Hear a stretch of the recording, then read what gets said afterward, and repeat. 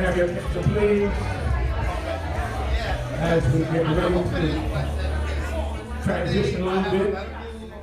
We appreciate all the enthusiasm in this room, the excitement, the passion, the energy, the exchange, the mutuality. I love it all.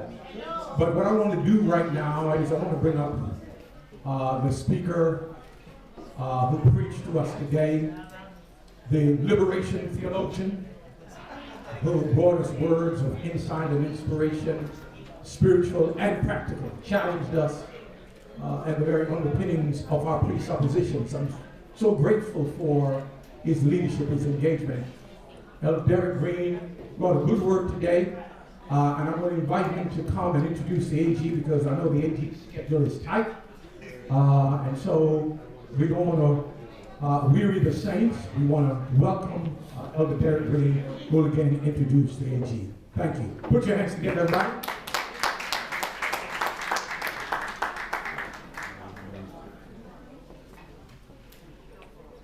Good afternoon, everyone. Good afternoon. We're going to make it all audible. Thank you, Dr. Stoddard.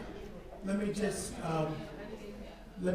say before we get started that I want to honor your pastor. Dr. Errol T. Stoddard. Let's give him a round of applause, everyone, for his leadership in this community throughout the entire state. You all have a great pastor. I think you know that. And we are honored to be here at the Church of the Orange Assembly of Men's Church. I also want to just thank the Interfaith Action Movement, my sister's Lighthouse, the organization that is co-sponsoring this day, and thank you. And all those that planned for today, the committee, Julie Rogers, Miss Irene, Gary Graham, Dr. Stephanie, and all the folks that you would participate today. Let's get right down to business. What we're here for today. I know that our Attorney General, first of all, General, thank you for worshiping with us. Y'all, let's thank our General. That's a big worshiping and staying, presenting this afternoon. It just shows your commitment.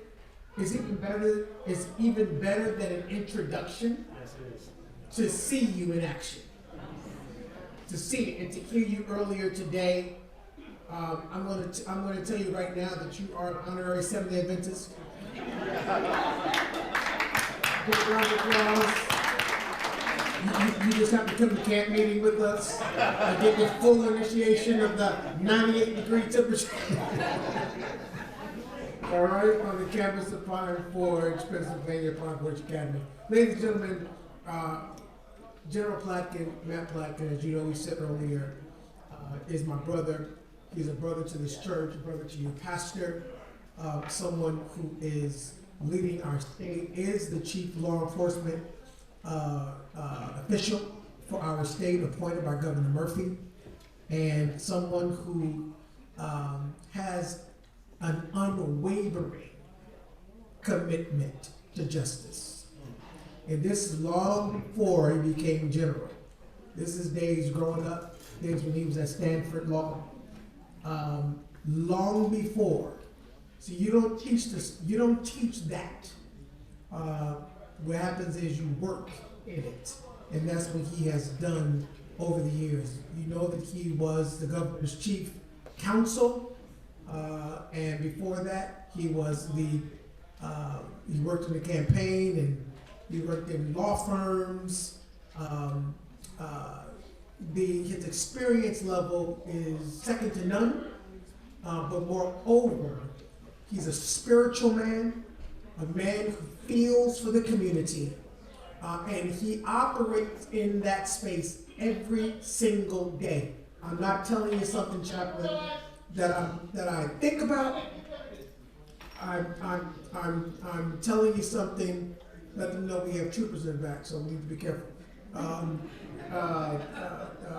Something that I have worked with him every day, and it's my honor and privilege. And before I bring him up, I just want to honor our council president, Tinsy Ethan, who will speak in a little bit as well. The council president for the city of Orange, New Jersey, who will speak as well a little bit later.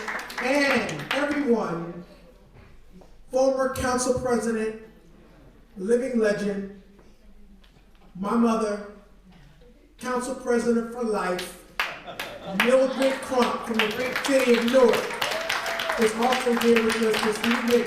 Good afternoon. Great to have you, Mama, and you'll speak later as well. General Placken, God bless you and welcome. You have the floor. God bless you. Give her a applause to General Matt Placken.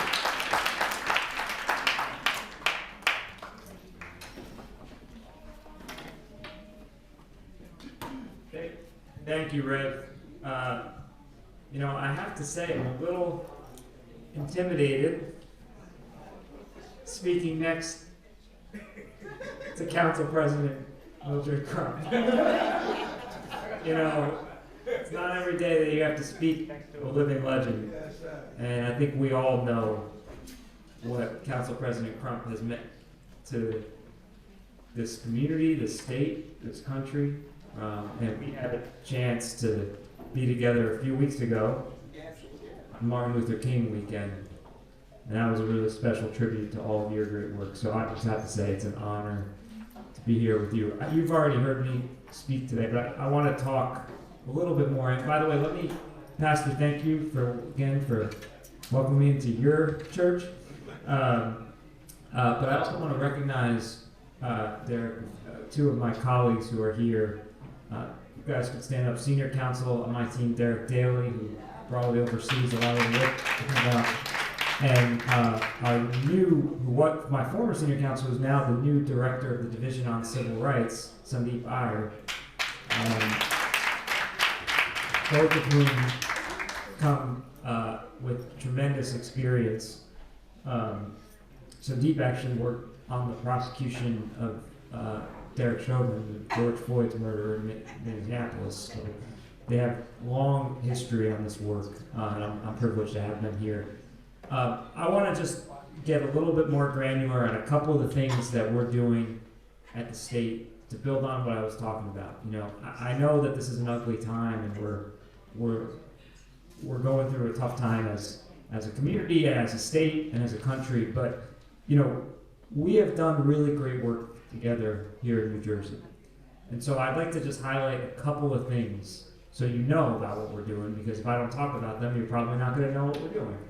I mentioned how we have totally changed how we train our officers, every single police officer in the state, and the policies that guide their conduct.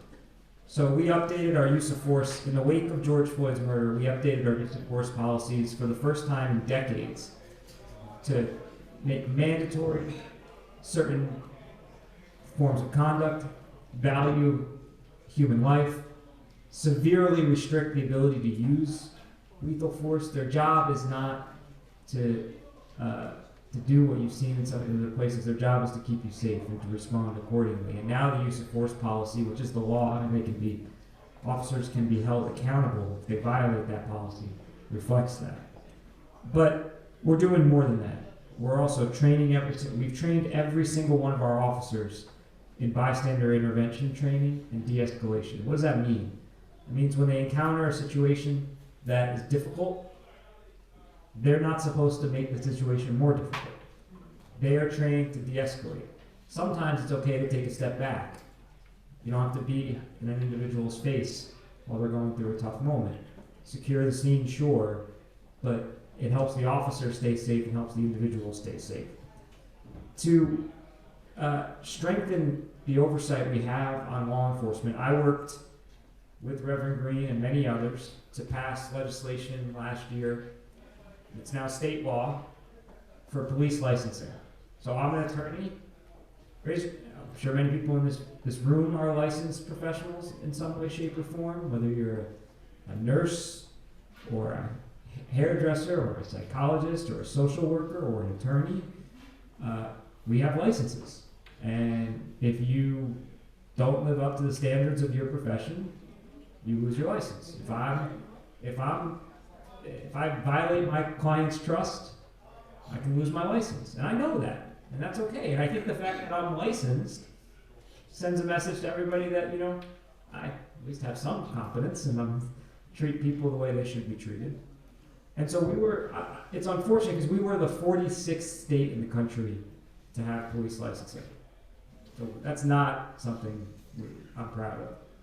I am proud that we now have the strongest police licensing program in the country. And I'm proud, if the Colonel were here, if he hadn't just had his second granddaughter, Council President, Colonel's granddaughter came out while we were worshiping.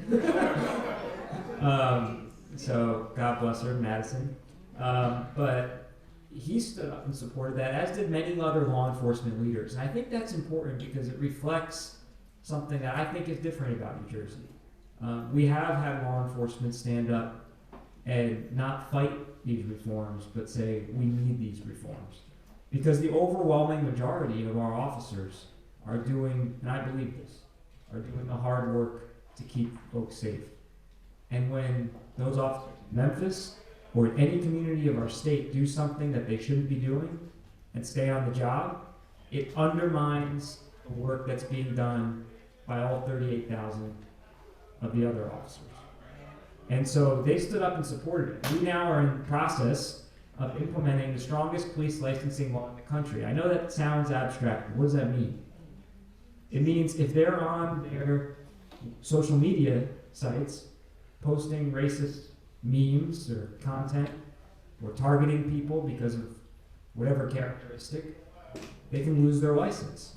Not only do they lose their job, but it means they can't be a police officer anywhere in the state. And if they commit conduct on the job, that means they shouldn't have that means they shouldn't have the privilege of wearing a badge and carrying a firearm, then they don't just get to go, as we've seen sometimes, from one jurisdiction to the next. If they lose their job, not even in New Jersey, but in any state, they can lose their license here in New Jersey. And the place that gets rid of them has to tell the licensing board. They have to tell us. And that licensing board is under my watch. And I'm going to make sure that we're setting this up and standing it up in accordance with what you all would expect. And I say this not just because we want to punish officers. That's not what we're after. We want to show you, and you should have confidence, that the folks out there protecting you are qualified and competent to do so. And that are going to treat you the way I expect them to treat you and you expect them to treat you. And so this is about instilling confidence and ensuring that we're providing the services that we should. And then I mentioned a program that I'm really excited about. It's called Arrive Together. And we launched this program a little over a year ago in Cumberland County, where Rev and I have been down to together. So I wasn't kidding when I said we're can't get much further from here than Cumberland County right now. I guess you can go to Cape May, which we're also going to. We started in Cumberland County with state police, and the Colonel was an incredible partner there. Importantly, when we started it, I'll get into what it is, but we started it with the community. We met with faith leaders and community leaders and talked about what it is that was causing problems between the community and law enforcement. And one of the things we know New Jersey and everywhere, is that issues of mental health, behavioral health, are some of the most challenging interactions law enforcement have. And the truth is, we have asked law enforcement officers to do too much. You know, when there's a mental health crisis, what do people call? They call 911. And that police officer that shows up is expected to not only be a police officer, but a mental health professional, an addiction counselor, a behavioral health specialist, a family dispute resolution expert, a social worker, you name it. And so this isn't saying they don't do their job well, it's just that nobody can do all those jobs well. My wife is a psychologist. I'm an attorney. We have different skills. And so it's a recognition that we're asking one person to do too much. So what we did in Cumberland and now in Union, partnering with local police in Linden and Elizabeth, is when those calls came into 911, they were clearly for mental health calls. And we know often who they are. In your community, Pastor, you probably know who's struggling and who sees law enforcement more than we'd like them to. And we started sending plainclothes officers with a mental health professional in an unmarked car. And so the calls come in, instead of sending an officer and letting them wait at the scene and say, hey, this is a mental health call, I need somebody to come help me, we're sending them together. So that's why it's called Ride Together. And the program is working. It's working. And not only is it working in the numbers, so you should know every time an officer uses force in New Jersey of any kind, it gets reported to us within 24 hours. And you can go on our website and you can see it. We publish every single time. It's available on our website, in the use of force portal. And actually, President Biden, on the 2-year anniversary of George Floyd's murder, signed an executive order that modeled a federal use of force database on what we're doing here in New Jersey. But you can go and look, and we looked at that data, and every week I look at the call logs of Arrive Together, and Derek is one of the leaders standing up this program statewide. And I look at those logs, and we know any one of those calls that are now ending with good outcomes, with the individual getting appropriate health care, not just dropped off in an emergency room and said, you're on your own, but getting appropriate health care and getting appropriate follow-up. And nobody's getting hurt. Amen. And nobody's getting arrested. Amen. We know what those calls could have ended up looking like. So I'll give you an example, because I think it's important to think about. Hard to say what any one of these calls would have happened, but we had a call not too long ago, a woman who was struggling with mental health. She had been in a psychiatric institution and was released and was living with her brother, and her brother called 911 because he was scared and alerted them that she was having mental health issues. And so the officer, again, plainclothes, showed up, but he's still identified as an officer with the mental health professional, and she looks at him and says, he can't be here, I don't trust the police. Now, if he was there on his own, he would have had to stay. And who knows what happens. But because he had the mental health professional, I credit this officer. He exercised appropriate restraint. He took a step back, and that mental health professional gave that woman the treatment that she needed, and there was no incident. She accepted the treatment and is hopefully, I believe, on the path to better health. And so I say that because it's part of reimagining how we provide public safety here in New Jersey. And this has been, I think, a long journey. And that's why when I said what happened last week, what we saw last week was so devastating, because this is a long journey and it's not going to happen overnight. But I believe when this program's up in 21 counties, as it will be, that we will be saving changing thousands of interactions every year. Thousands and thousands of people who will not have to worry if they're struggling that one interaction might go wrong. And so I believe that's part of how we not only help the individual, not only how we ensure that they get the treatment that they need, but how we build trust with the communities. And we're doing it each and every place we're going, and we're going to be coming not too far from here. Everywhere we go, we want to do it in partnership with the community, because what works in Cumberland might not work in Ocean, and what works in Ocean might not work in Union, and what works in Union might not work in the Oranges or Atlantic City or you name it. And so we have to listen to the community, which brings me sort of the broadest theme in this. I think this is really going to sea change in how we provide public safety in the state, and I hope one day across the country.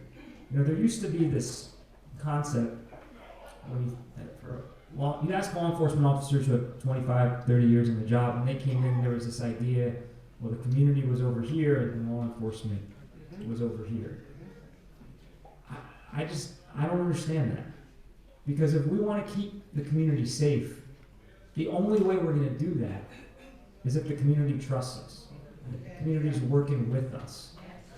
Because raise your hand if you're going to dial 911 if you don't trust that the person on the other end of the phone is going to help you. You're never going to do it. You're never going to tell us how we can help you. You're never going to tell us where things are happening that shouldn't be happening. Because I know there's not a single person in this room that doesn't want to be safe. Nobody's talking about not keeping people safe. Nobody wants more violence. Nobody wants less safe communities. But you want to be kept safe, and you want to know that those officers have your back. And so all of the work we're doing, all of the things I talked about go towards that, strengthening those bonds with our community. And I'm proud that we have done a lot of good work. We've equipped every officer with body cams. We produce that body cam footage so you all can see it quicker than just about any state in the country. You know, we do that and we're transparent because we want you to trust us, good, bad, or ugly. And sometimes there's bad and ugly. And we got to be accountable. We have to be accountable. I say this in a house of worship. You know where the phrase accountability comes from? Who was the first accountant? Moses. He leads the Jewish people out of Egypt. They're slaves. He builds a temple. And what does he do? He opens his books because he's being accused of building a temple and not being honest with people's money. This is a guy who just survived 10 plagues. And he's letting people see his books. And so if he can do it, then we have to do it. And so all of what we're doing, it goes towards building that trust and accountability with you all. And I don't expect that will come overnight. And for many of you, there may have been interactions in your life that make you say, you'll never trust law enforcement. And those are the people that we have to work even harder to reach. And every time we screw up, I take it personally. We all do. Because one mistake undermines that trust.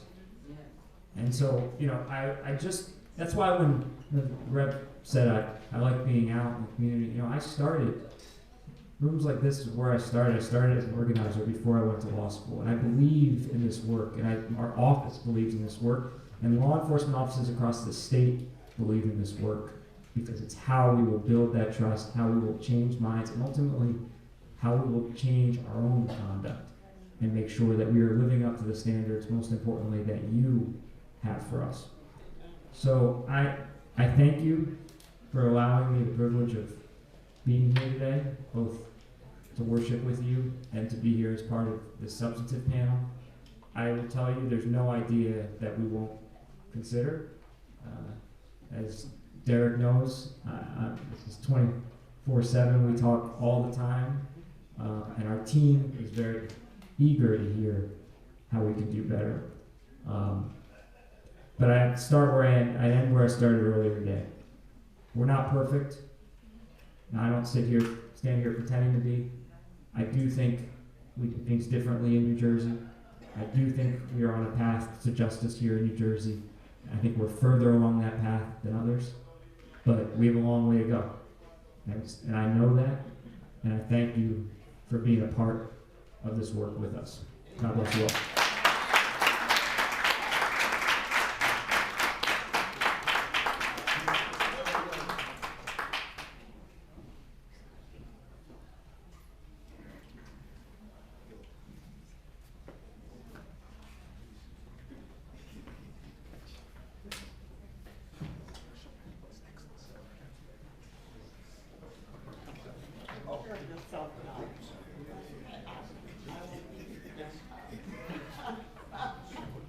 Now, do you see why it's important to have different perspectives?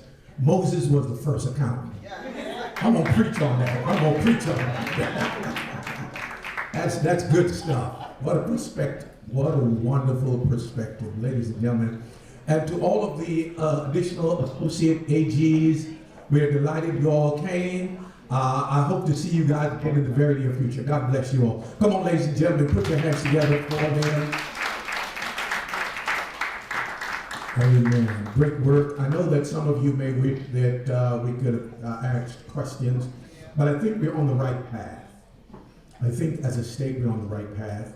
This whole business of accountability is so essential to what we're talking about. And my prayer is that we'll continue on this same trajectory in order that we might reach a more perfect place as a state, as a community, by the grace of God.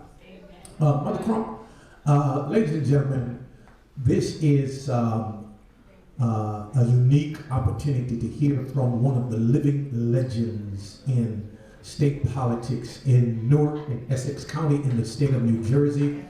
And we love this woman of God. We thank God for her leadership. And watch this, her integrity as a leader. No scandal, no foolishness, no cloud. For umpteen years she served in the city of Newark as a council president, and we thank God for her. I'm going to give her a chance to share just a few words. Do you mind, Mother Clerk? Go on. Not to even, when I have ever offered the opportunity to say hello about my family. Come on, family. Act like you are.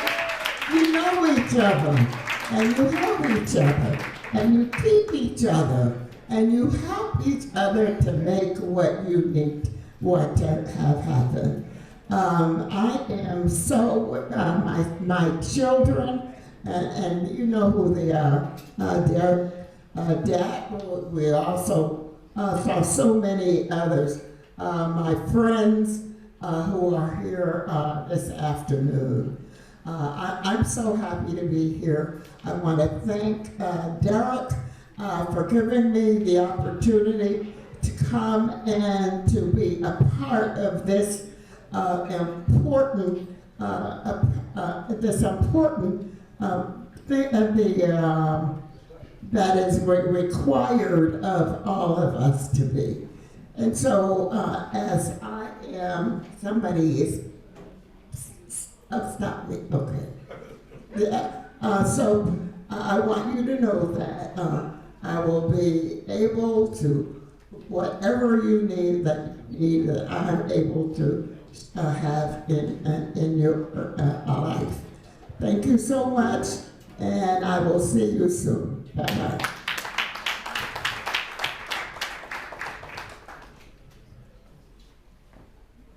All right, now, Tiffany Easton is, I love her to death.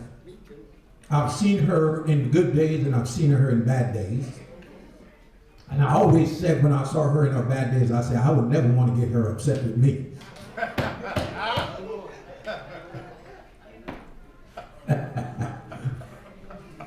Because she's going to sure enough tell it like it is. But I'd love to have her share a word or two with us. Come on up, Mama. Love you, darling. Thank God for you. Thank God for your years of service to the city of Orange.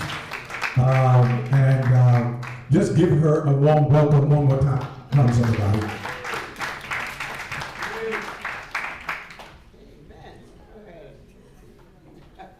Good afternoon, everyone. First, I want to say when I walked in here, this is where Reverend started. It's kind of chilly in here, right? So this is an illusion.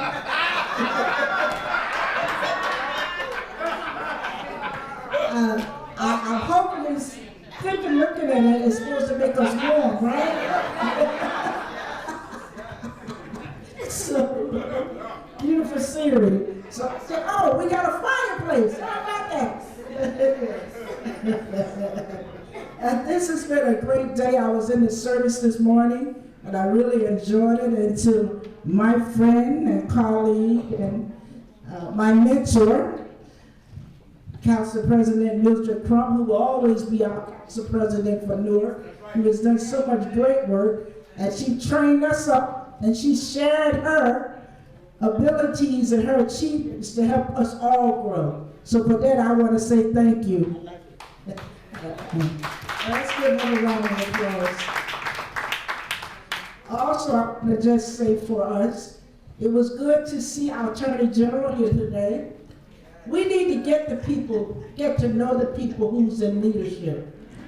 Thank you to Reverend Green for making that possible, that we can see his face, we can touch him, we can hear what he's all about, so that we can get involved in our communities, in our government, and the people that we elect to represent us. We need to know them, what they stand for and what they're about, if we ever are going to have justice and equality in this country. So it's good that they born, and we're sorry that Colonel Connolly couldn't be here today. He had one baby, which is a plus, and he's going to be a great grandfather. He is a great man, and he leads the state police with dignity and integrity. Amen. I want to apologize for our mayor who couldn't be here today. I understand there's some issues with his mom, and you know sons, they got to take care of mom. Mom comes first. So we keep praying for him and his mother, and keep him in your prayer as he leads the city of Orange. And I want to thank you for all of you for came out in this, that we all came out in this cold weather. Because yesterday, Reverend Green, when I left work on Friday, I said, Saturday I'm not going to step foot out of the house. Yes. But when Reverend Green calls, we come, because we support him 100%.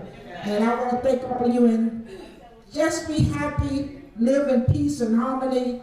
And I want all of you to look up a song, Always Peace. And I think his name is Brian, but play that tonight or so when you get a chance. And just listen to the words. And I think Reverend Green talked about the words of lift up voice and sing, and our Star Spangled Banner, and did a comparison. But that young man has a good album, so look up Always Peace. It's in my heart every day. I play it every morning at work to get my day started, because he's a young singing artist, but he's making some good music. And may God bless and keep all of you, and stay involved with the city of Orange, and pray for us as we lead you. And hopefully, and I want to say to Reverend Starr, we have a good police force, we have a good leader. And he takes his office and the citizens of Orange serious, and he tries to keep us safe and make sure that they are doing the right thing. And plus our mayor has given them the training. They all have body cams now, so they're working and everything is transparent, and they are community oriented. That's what we're all about. Thank you for the time, and let's all work together, pray together, and stay together. So anytime she's running for anything, I'm voting for her. I just want y'all to know that my girl right here. We love her to death. Thank you so much, dear. God bless you. Keep on keeping on. You'll come back for the grand opening. All right, looking forward to it. God bless you. All right, now, ladies and gentlemen, I want to, Doc, want to get the path going now. Are we just about there? All right, so if you could kind of lead up on that path by the grace of God and introduce the panelists. Thank you.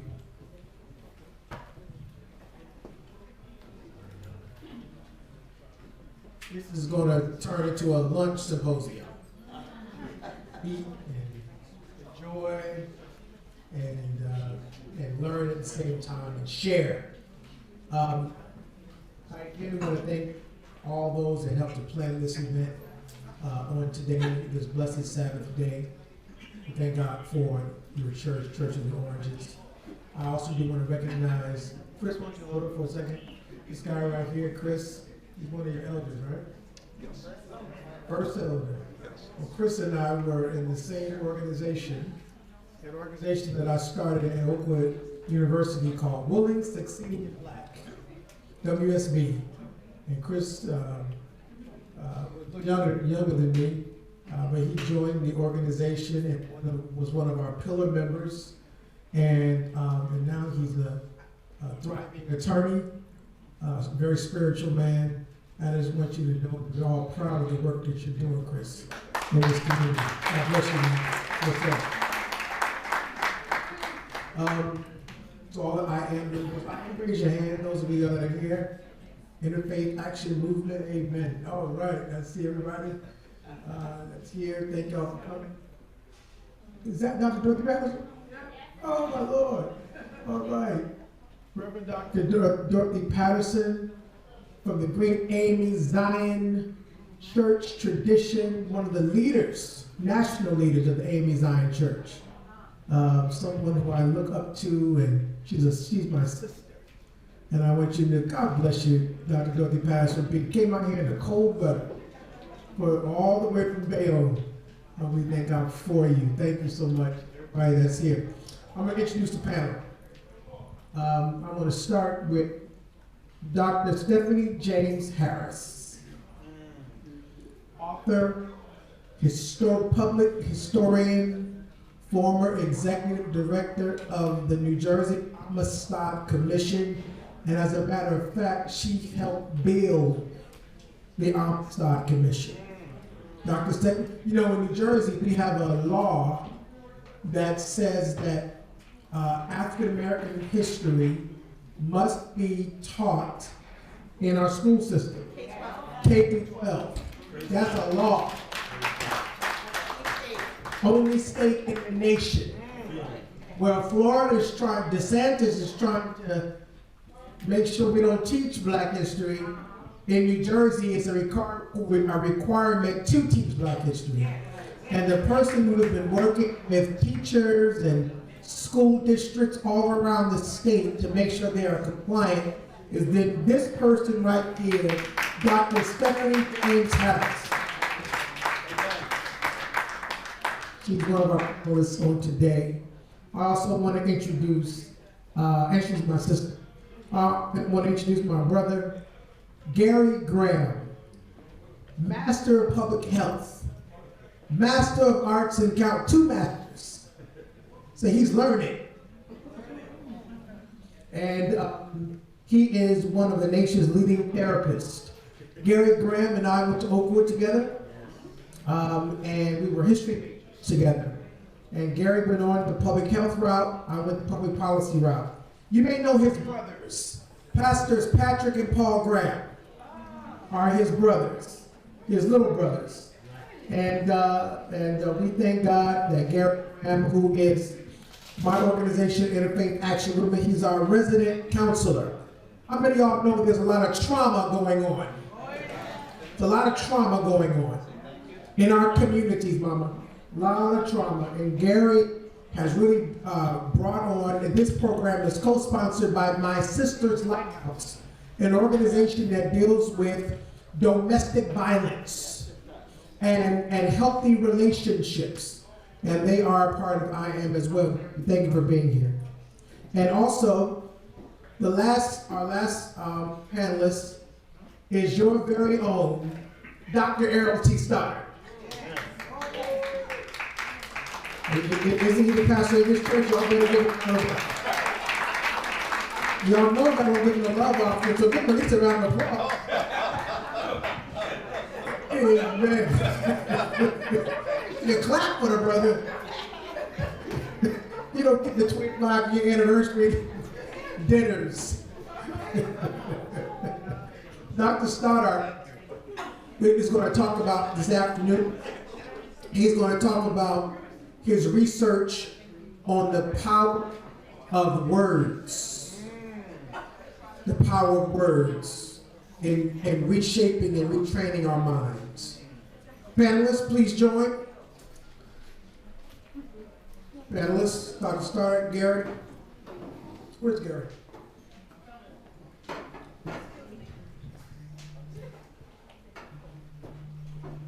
I want to thank Julie Rogers, who's all the way in Atlanta, who helped coordinate this well. She is an amazing transformational individual, part of everything that we do. Okay.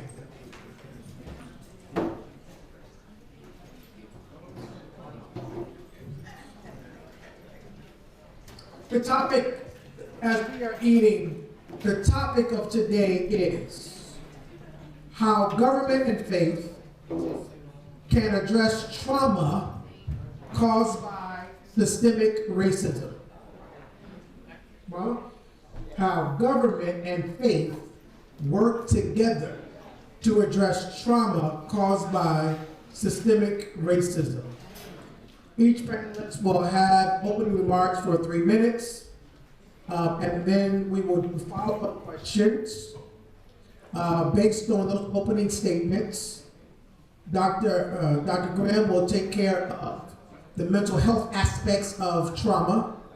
Dr. Stephanie James Harris will look at the history of systemic racism, and Dr. Errol Stoddard will deal with the power of words in transforming one's mind. Dr. Harris, we'll start with you. Good afternoon, everybody.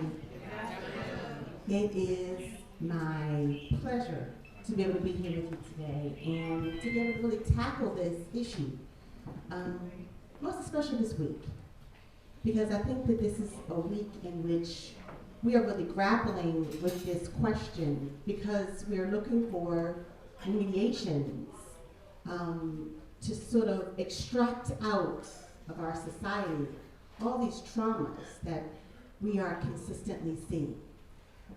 I teach a course at Seton Hall, and on Wednesday night I teach a course on the history of civil rights, and I told my students this week that we were going to stop our class, that there was no way that I could move forward as a mother of 2 African American boys, men, 20 and 22, and not address what I believed was the elephant in the room. I started asking them, and I had my students are of mixed race,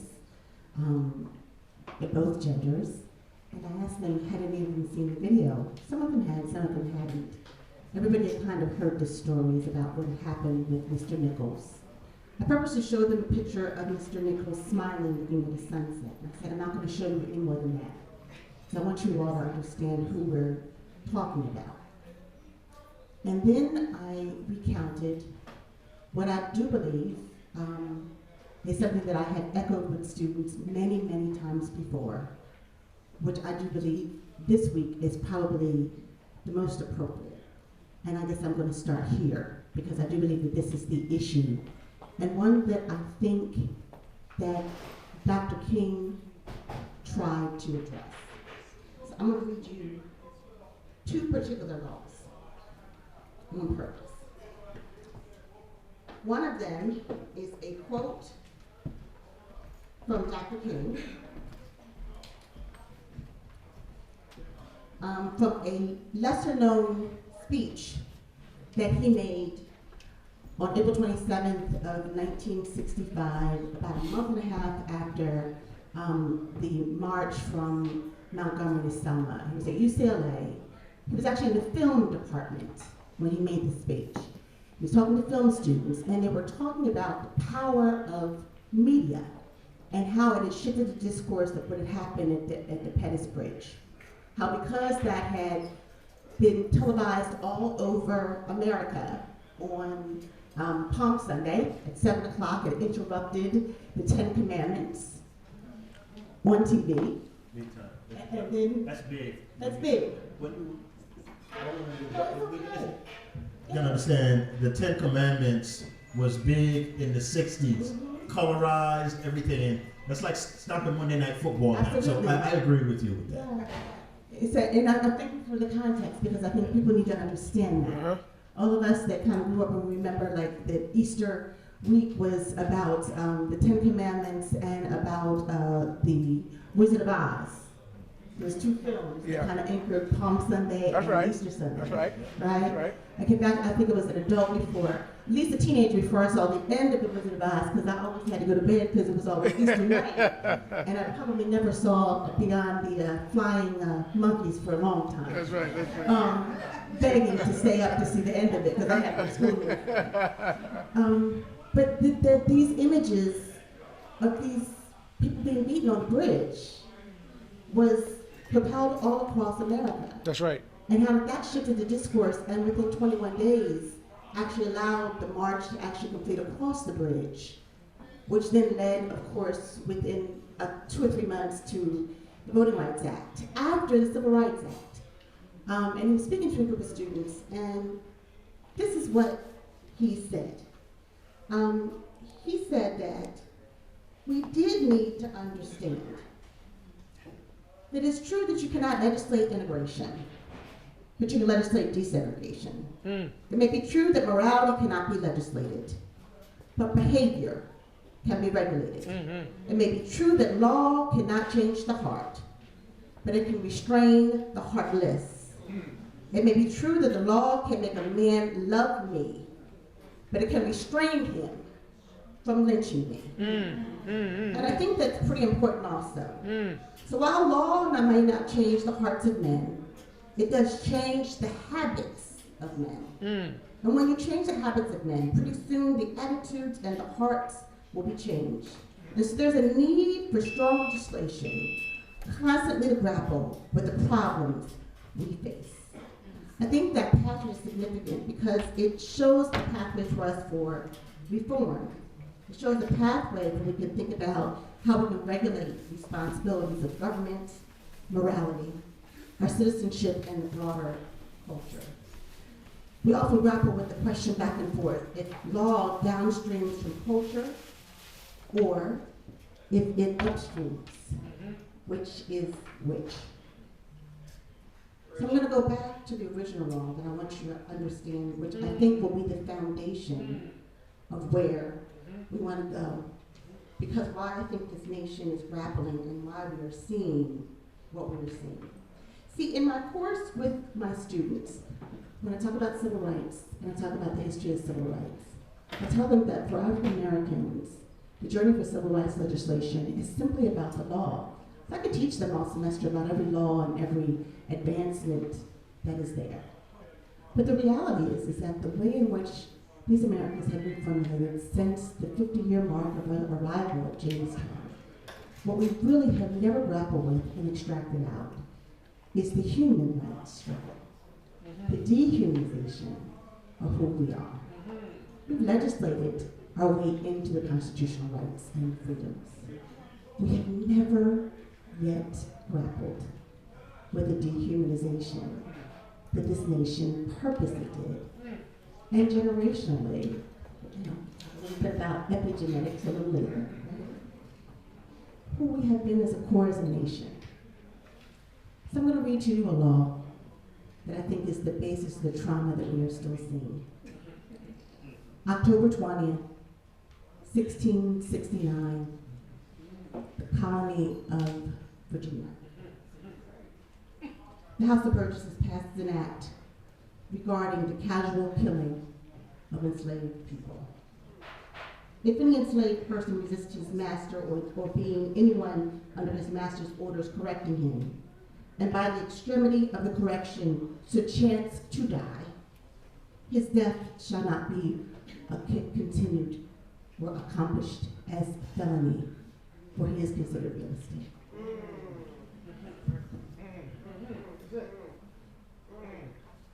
(1669).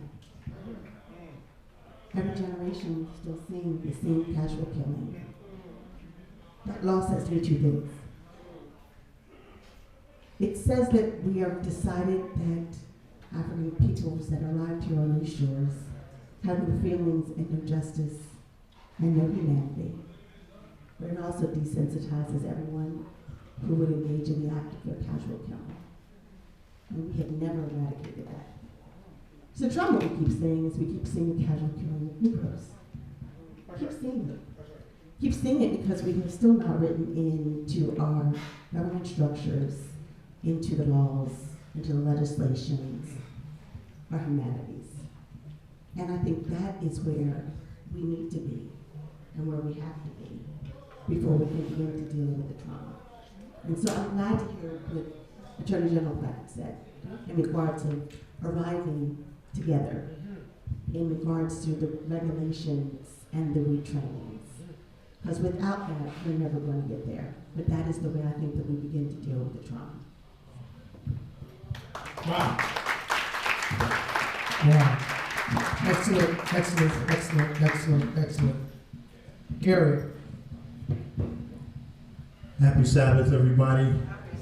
Just like Reverend Bishop Green said, if the name Graham sounds familiar to you, I am the best Graham. Your youth and children's director is Patrick Graham, my younger brother. So you let him know that I got here first. Then we have another brother, Pastor Paul Graham, in the Maryland area. They are twins, the most dynamic Graham, but not the better Graham. So for those that you just passed, my mom and dad are from the Bethel Seventh-day Adventist Church, and if you hear that liquid voice in there, my parents are from the Caribbean, Jamaica. I claim anchovy, and it will be my resting spot in 6 weeks starting next year, because the cold is not doing well. I met Dr. James last year. It is a pleasure. She recognized me right away, face to face. Sister Irene, love you so much, and all of the I Am crew, and your pastor, Elder Stoddard, who's been a colleague of my brother's for the longest time. City council people, dignitaries, thank you for the opportunity. I have to razz my friend. We were in class together in the early 90s. Fierce competitor. The Bible talks about, I'm going to try not to come to tears with this because I'm going to just tell you the truth. The Bible talks about iron sharpens iron. If you have a favorite football team, the Eagles. There you go. All right, we'll stay with the Eagles. When they practice offense versus defense, and for those who know football, we will go at each other, but we cannot hurt each other. That's right, that's right. Call it frenemies, call it competition, but I know who to call on when I need something done. So it's my pleasure to be here, and I'm only here to talk about the truth. That's right, that's right. I'm not here to hurt anybody. Just stitch it up and take it to the emergency room. Yeah. 3 things that are traumatic. Everything in the black community is weaved in trauma. And I'm going to give you perfect examples. Our own church, the black church. When people die, we bury them and keep it moving. We don't even have counseling sessions to talk about somebody we love. If Elder Stoddard dropped dead today, which he might, or because you need to see the Eagles win first, right, brother? Okay. I'll just flip that around. If I drop dead tonight, the first thing you're gonna say, that grandboy was just here the other day. Then you're gonna talk about, he looked kind of heavy. I'm gonna tell the truth. But me and Rev had the same issue 10 years apart. He light as a feather, I'm heavy as a rock. He a wide receiver, I'm on the offensive line. But we have the same problem that is brought on by trauma. High blood pressure, diabetes in the family, but we don't talk about it. That's right. We bang ourselves silently. And then when we say, we're going to bring Brother Graham to the church, or Dr. James to the church, all they want to hear is good preaching, but they don't want to hear good talking. Sisters and brothers, let's stop seasoning each other. I'm just going to admit, I'm Caribbean, I'm Jamaican, very proud of it. But that seasoning stopped when I went to Ghana, and I went to El Camino Castle. And when you go to El Camino Castle, you realize we all come from the same place. That's right. And when you go to the door of no return, and when your ancestors went at a door of no return, he got left behind, and I went there, and if I didn't make it there, I would have drowned or been eaten by fish. That's right. So he may be dropped off at Trinidad, you may be dropped off of Brazil, and you may be dropped off at Cuba. And some of y'all migrated to Panama and think y'all better than the rest of us. Big baseball fan here. This is the reason why we do not have black Americans playing baseball no more. Because they season the Latin players to let them know that they're better than us. That's why you don't have any Reggie Jacksons anymore. That's why you see darker skinned colored people from the Dominican Republic and they're angry with people from Puerto Rico and people from Venezuela because of your skin color. Preach it. By design. Yes, sir. In your own sport. That's right. Last, I'm going to talk about our families. You got more loyalty to the Dallas Cowboys and the New York Knicks than to your family. And I mean that. The Knicks hasn't won nothing in years. If you're a New York Knicks fan, the last championship you had is in 1970. The owner does not care about the garden. The owner doesn't care about the people, just what's in his pockets. That's right. Jerry Jones, the owner of the Cowboys, was there when the 6 girls were going into school. That's right. That's right. As a bystander. That's right. My brother got suspended because he saw somebody else turn over a vending machine and got suspended. But Jerry Jones was left off the hook. Yeah. Yeah. And that's all right. That's right. That's not all right with us. That's We right. don't speak about it, and we accept that. That's right. But yet your wife cheats on you or your husband cheats on you and you don't give them a chance. But you will buy season tickets. It's all right to love the Eagles and the Cowboys, but it's more all right to love your family. Stop beating ourselves with trauma. Like that kid who hits the hammer over and over again, you might as well put your head in front of it. I love y'all. I will be back, and I'm going to talk about it. Thank you, Reverend Green, for this opportunity. Thank you. Wow. Outstanding. Trauma. Wow. Outstanding. Now, so much on that. I'm going to come back to that. Dr. Stoddard. Yes, sir. Well, thank you all so much. This is so heavy. This is heavy. Yeah. You know, when you see stuff happen to a person that looks like you, it does significant emotional damage. I found myself, when I watched George Floyd, I cried uncontrollably. Has that ever happened to anybody here? Yeah. And right now, one of the challenges that I have to be able to get away from the Facebook posts. Every time you get on Facebook, there's another exposure to trauma where you see somebody that looks like you're being treated unfairly. Anybody know what I'm talking about? Right? But that repeated blow after blow after blow has the potential of creating a deeper mental indentation on your emotions. And we've got to be cognizant of that.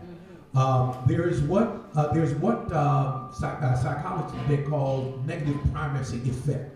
Negative primacy effect is something that I want you to recognize and think about. Negative primacy effect basically says, if I look at Tennessee Easton and I say to Elder Graham, see that Tennessee Easton right there? She's a thief. Once he hears that about her, he forms a view of her. And every time he thinks about her, he'll see her in that vein. Are you with me, everybody? And the chances, what they say about primacy effect is that the chances of you changing your mind about a negative primacy effect is very low. Why? Because if you were told not to trust a person, most of the times you'll never trust that person. Are you with me, everybody? Now, if you have a chance to work with that person and find that person trustworthy, that person will then have to in some way reorient you by proving themselves trustworthy to reorient your view about them. Now play that over and over and over again about black folks. And about what you have said or about what you have heard or what you've been told about somebody. This person is lazy. Forms a primacy effect in your mind about that person. That's right. Are you with me, everybody? Yes, sir. Jamaicans are always controlling. You form a primacy effect about a Jamaican. Am I right about it? That's right. All right. Cubans are snobby. You form a primacy effect about Cubans. Black Americans are lazy, and you form a primacy effect about black Americans. And we all have these views about each other. Come, let's bring it home. Are y'all listening to me? All of them are lies that we have been told, and we have painted each other with a broad brush that has created destructive mindsets and destructive relationships. Are we together? So here's what I want you to start thinking about. I want you to start automatically reprogramming your thinking process by thinking positively, determining to give each other the benefit of the doubt, learning to deal with each other as an individual. This is an individual. I'm dealing with you as you. I'm giving you the benefit of the doubt. As a pastor, one of the things I learned to do is ignore to a large extent what the previous pastor told me. Yes. You didn't hear what I just said. Why is that important? Because the previous pastor may say, look at this, see that Jones right there? He's a troublemaker. And I walked into that church with a view of Brother Jones. When the relationship was just between that pastor and Brother Jones. It's not a general predisposition of Brother Jones necessarily, but they just didn't get along as individuals. Brother Jones could be my best friend when I come as the new pastor. Are you with me, everybody? And so I'm saying, number one, we've got to learn to speak well of each other. We've got to learn to give each other the benefit of the doubt. Somebody talk to me today. We've got to learn how to speak well of ourselves. No matter what you have been through, no matter what has been thrown at you, no matter what you have been told about yourself. We've got to learn how to alter our mental conditioning by what we tell ourselves. There's a whole lot that's out there in terms of positive affirmation. Why do you think in Scripture there are so many Bible promises? I believe God has given us Scripture as a way of reconditioning our minds so that when you hear I can do all things through Christ who strengthens me, you can overshadow and overpower all the negatives you've been told about yourself. When God says I'm fearfully and wonderfully made, you can look in the mirror and say, I don't care what my mama said about me, God still made me fearfully and wonderfully. See, that's important, ladies and gentlemen, because at the end of the day, all of us have come through something that has had an adverse impact on us. This guy, Newberg, wrote a book called Words Can Change Your Mind. And the idea in this book and what they shared the psychological impact that a word like love has on the mind. And literally, they did a study to show how using a word like I love myself, how that literally alters the activities in your brain. Thus, conversely, the music that you listen to, if it's negative, conditions the brain. Come on, somebody. If you're listening to music that is angry, that is hostile, it impacts what's happening in your brain. If you're listening to music that's filled with love and encouragement and affirmation, that also impacts what's happening in your brain. That's why the Bible says, whatsoever things are good, whatsoever things are true, whatsoever things are pure, whatsoever things are lovely, whatsoever things are good report, if there be any virtue, if there be any praise, dwell on these things.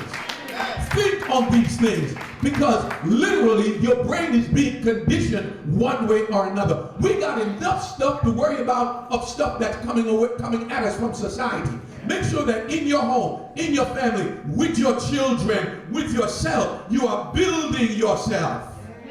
You are affirming yourself. You are building your household. You're affirming your children. You're sowing good seeds, because I heard somebody say that good seeds produce good trees, and good trees produce good fruit. Can I get a witness, somebody? Let me stop preaching. I said good trees, good seeds produce good trees, and good trees produce good fruit. Somebody ought to talk to me today. Many of us were raised in hostile environments. And I say that as somebody who knows what it means to be beaten with a fan belt. Anybody know what I'm talking about? Yeah, we've been, old time Jamaican people. They lick you with whatever. They're looking for the right thing. It was abuse. That was what locked them up today. But that stuff is generational. Can I get a witness about it? It's trauma that they experienced that they passed on to us. That's right. That's right. But I tell you this, there was a lady that was a friend of my Something for parents. your fish and you Her name is Sister Thomas. I'll never forget that lady, God rest her soul. Every time she spoke to me, she built me up. She affirmed me. She made me feel like I'm somebody. She made me feel like I'm going to be great, that I'm unique, that I'm handsome, that I'm dashing. That's another level, dashing. You are dashing, Pastor.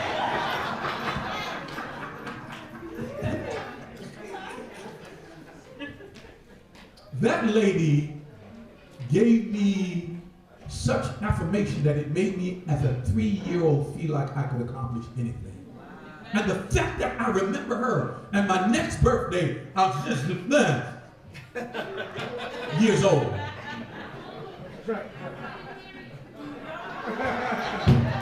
Get out my business. Stay out my business. I'm with 50 plus and the rest of us. The fact that I remember that lady when I was 3 speaks volumes about how her words impacted my outcome. Yes. How her words impacted my life. Words are powerful, ladies and gentlemen. They literally can make or break a person. Use them well for yourself. Use them well for your children. Use them well for your family and for your surrounding. God bless you. I'll talk a little bit more. Amen. Amen. So we have the foundation of systemic racism, which the law, the 17th century, Dr. Stephanie Harris brought that out. We were cattle. We were property.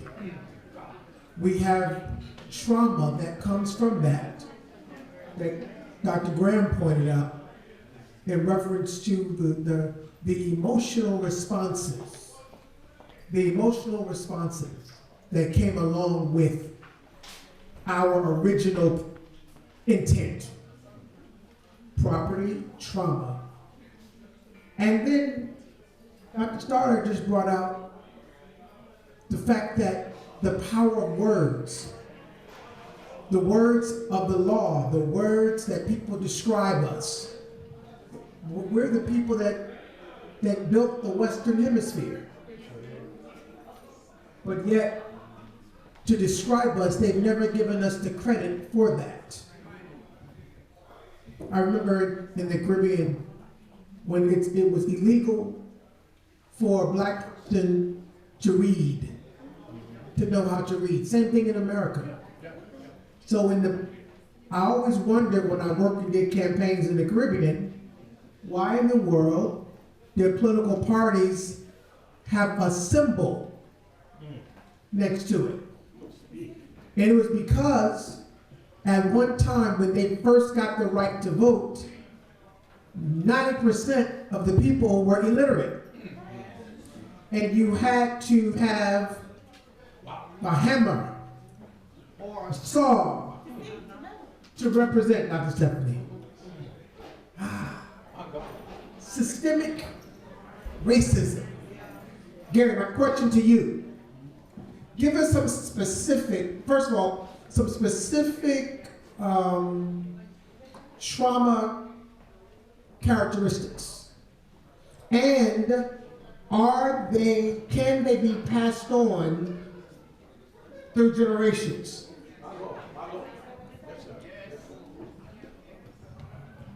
I'm going to go with an easy one and a complicated one. The easy one is what Dr. Stoddard talked about, spankings. When I was younger, a younger father, my son kept on putting his finger in a rotating fan and playing with it. I warned him 3 times. And when he did not adhere to his father, he got box licks. To me, that's not trauma, because if he would have stuck his finger in there and went to the emergency room, they would have said, you are not a good father. So I'd rather spank him to avoid that happening again. All right? So let's make the difference. So let me go down a little path that bothers me about trauma and pride. See the 5 police officers, and I'm going to write about this. One of their names was Emmett Martin III. The other one name was Desmond Mills Jr. Think about this. And I'm going to preface this by saying how probably the best sermon you probably heard in the last 25 years. Listen to what Reverend Al Sharpton talked about Dr. Martin Luther King, how he fought for public service for black men to get jobs as police officers and what have you. All right? So 25, 40 years ago, you couldn't be a police officer in Memphis, but 5 black men became police officers in Memphis. And they took that trust. You know how it is. The Eagle started, that's my baby. He's become a police officer. And he took that trust and flipped it. But let me go a little deeper. I'm going back to Saunders with you with this. My wife named my son after me. My son's name is Gary Anthony Graham, not Junior, like Jamaicans like to do, the second. I didn't want to name him Junior because in the Jamaican culture, once you're Junior forever. Y'all know that is, that's true. And in the Jamaican culture, your name could be Gary, but my son's name is Tony because I didn't want him calling the same name. So obviously Desmond Mills' father named him Junior because he was proud of him. Emmett Martin's father was Junior. And Emmett Martin's father's father was the first. You think it was their dream for them to beat another black man's butt? You know what I want to say? Down? Who taught them to do that? I don't gotta preach his voice like my brother. It's cracking because who taught them to beat their fellow man? My dream for my son is not to become a lawyer or an attorney general and get up and say, amongst them, nobody say, even the schoolyard started when you getting somebody, we beating up somebody. Somebody wants your crew to say, yo, stop that. That's enough. You know that. That's right. Yes, sir. I just give my answer with that. Okay. Thank you. Dr. Stephanie, if you could follow up with that. Thank you. Because I also want you to bring it from, it's important for you all to know, the traumatic, the trauma that happens, and that how trauma is passed on. Generation to generation. Dr. Stephanie. So, and I was thinking about what both of you all said, and I made some notes while you were speaking, because my lens is always about the history of people and where we have come. And I keep going back to my original premise, that the reason that we can see the juniors and the thirds doing it is because they weren't reflecting their families. They were reflecting the system. And so I'll go back to this about the laws as opposed to morality. We have created morality. Well, we've created laws that have now allowed African American men to serve. But we have not shifted the system so that we've put it in a moral space yet. So we're still looking at a system that is still adopting the original slave code, the casual killing of African American men, because the original policing, the original militias were slave catchers.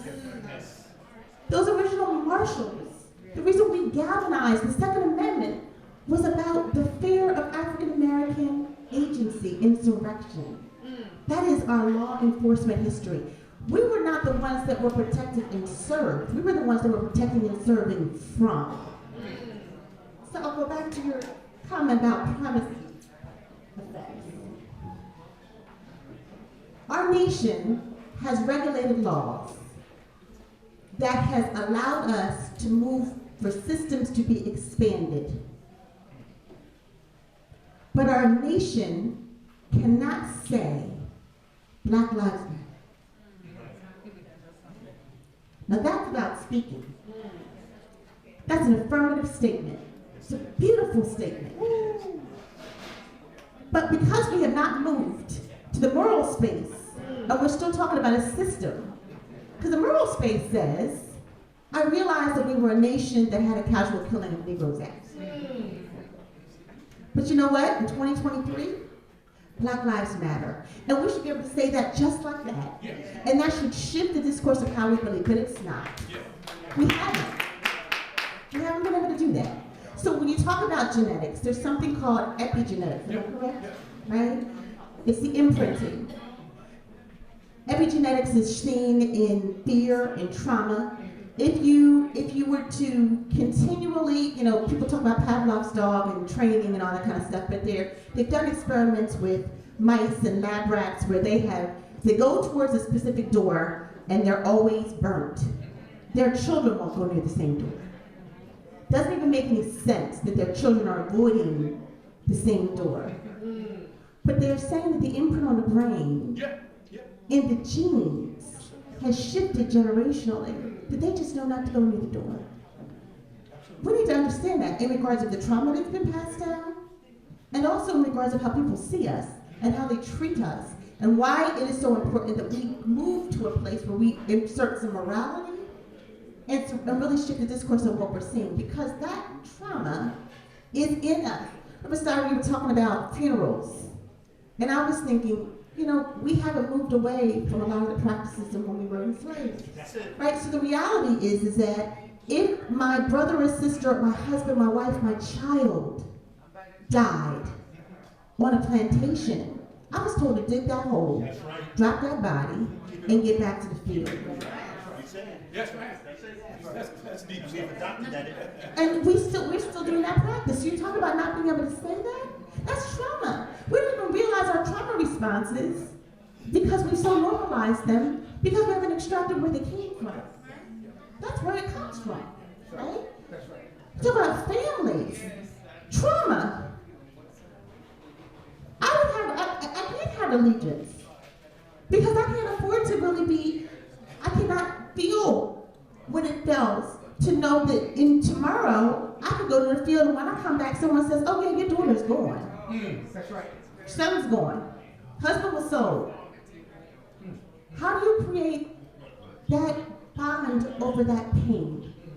Those are the legacies that we have dealt with. So we got play cousins and everybody else. We do it because we've had to build family relationships. But it's destroyed a part of the relationships and the communities that we see. Talk about the translated trade being delivered other places. Half the business aspect of that ship was knowing that they could not put people that spoke the same language on the same ship because they knew they would be able to communicate for insurrection. And so when Mexico said that we needed people that were able to do iron smelting, they went and got the Angolans. When they went and got the Falk or dropped them off here, so then from the beginning, it was about the divisions. And we just adopted them and kept going. We've yet to extract out so many of those traumas. We haven't extracted them out. And so we're living with them. We've normalized them.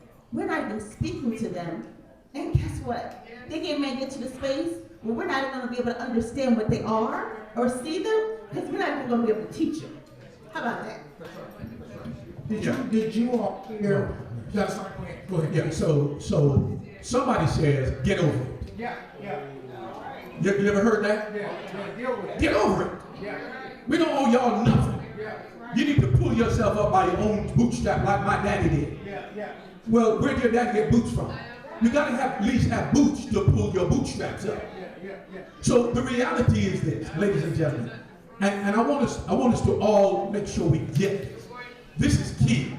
If somebody could touch Mama, tell her to get off that phone.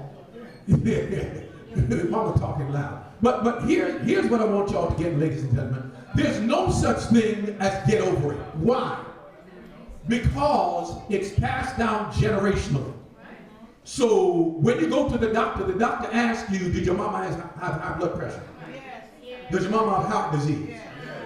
Just like disease is passed down generationally, trauma is passed down generationally. That's right. That's right. The imprint is on the brain. That's right. Are you with me, everybody? That's right. The psychologists have said that the imprint is so strong, there is even what they call a religious DNA. Meaning that if your parents, great-grandparents were religious, there's a good chance you will buy into their religion because they gave you the predisposition towards religion. That's right.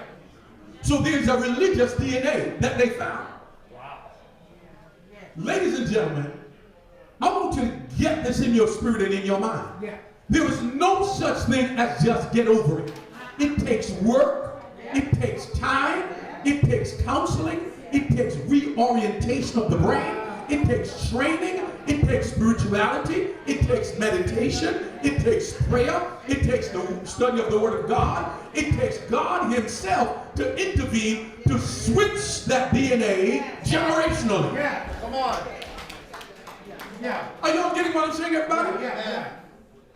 So there's no such thing. Folks are living in Chicago today. You know, back in the late 1800s, 1900s, folks migrated from Mississippi to Chicago. This guy in Chicago named Charles Jenkins. Gospel rock. You ever heard? Yeah. Got joy in my soul. God is in control. Yeah, Charles Jenkins. Yeah. Chicago has a Mississippi sound. Yes, it You understand what I'm saying, everybody? So black folks in Chicago have a DNA that comes from Mississippi.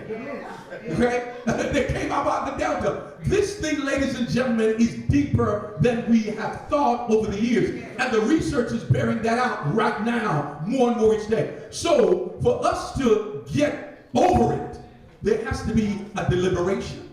There has to be intentionality. And I won't even get into reparations, because that's a whole nother conversation. Right. You free slaves and tell them, go find your way. No land, no opportunity, go find your way. Really? Yeah, that's right. And I told somebody recently, I said, listen, the children of Israel got reparations. That's right. How? The Bible says God told them, go to the Egyptians and get gold and silver, get their jewelry.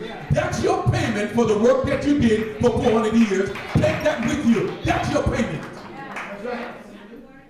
Come on, somebody. That's right. That's heavy stuff. Yes, sir. So to send slaves up from down south to go figure it out with no way, with no tools, with no land, with no opportunity. No wonder Jim Crow laws were so effective in re-enslaving blacks to the plantation system where they had to work as sharecroppers. That was just a modern form of slavery. Yeah. That's the DNA. And ladies and gentlemen, we are dealing with the residue. Yes, we are. We're dealing with the residue of that. And that's why it's so important that we say to ourselves, I'm going to do everything I can to alter the DNA of future generations by what I say, by what I do, by directing them to help, to get support, to get counseling, to do whatever is necessary, motivational speaking. Even as a pastor, one of the things I know I must do every week is I've got to get some John Maxwell, I've got to get some Les Brown, I've got to get something in me to help lift me and push me forward, to change, to alter what's going on in my head. Are y'all listening to me? Amen. That's why you don't miss church. Come on, somebody. Because God intended for His Word to alter our sinful DNA and our post-traumatic stress disorders. Yes, sir. That's right.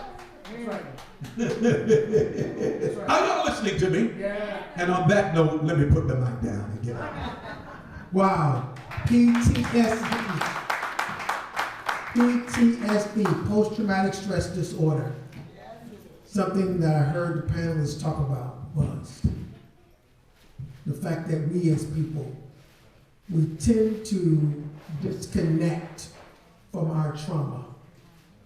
It's a way to cope.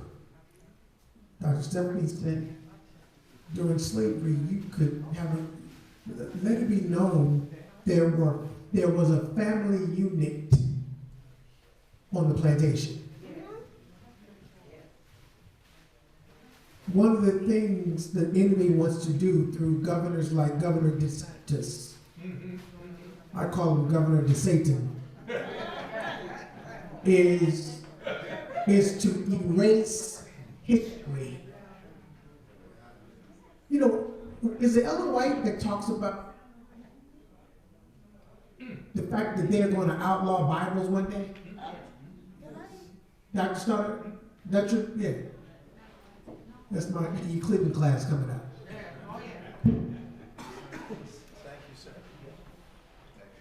You see, when you want to outlaw books because they don't agree with your opinion, and you use your power to say, you know what, we're not going to teach that part of Black history.